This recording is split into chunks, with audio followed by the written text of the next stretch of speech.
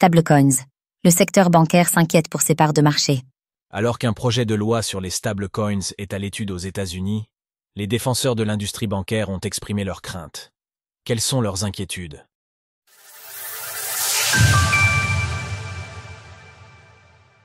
Le secteur bancaire américain s'inquiète du projet de loi sur les stablecoins.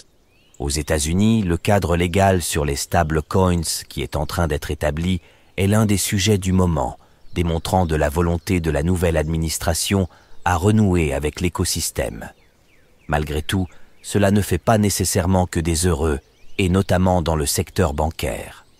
Sur ce point, le média American Banker a mis en avant les inquiétudes de quelques acteurs, comme des craintes vis-à-vis de potentielles pertes de parts de marché, comme le souligne Hilary Allen, professeur en droit bancaire à l'American University.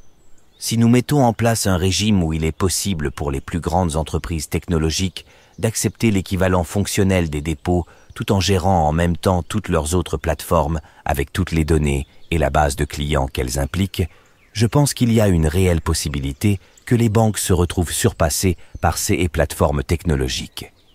De son côté, le bureau de la sénatrice Elizabeth Warren, cette dernière faisant partie de la commission bancaire au Sénat, s'inquiète aussi de l'arrivée de géants de la technologie sur le terrain de jeu des banques.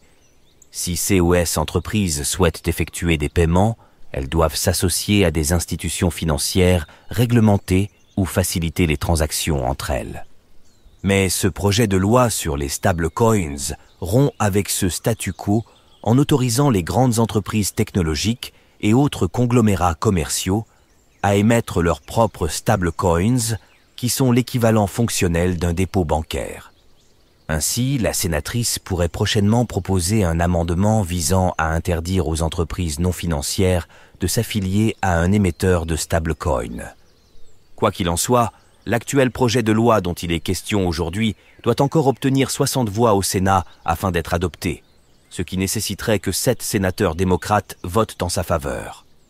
Ironiquement, nous voyons qu'à travers CIS Inquiétude, nous sommes face à un point de vue différent de celui mis en avant hier, à travers une étude suggérant que les émetteurs actuels de stablecoins pourraient perdre des parts de marché au profit des banques. Retrouvez toutes les actualités crypto sur le site cryptost.fr.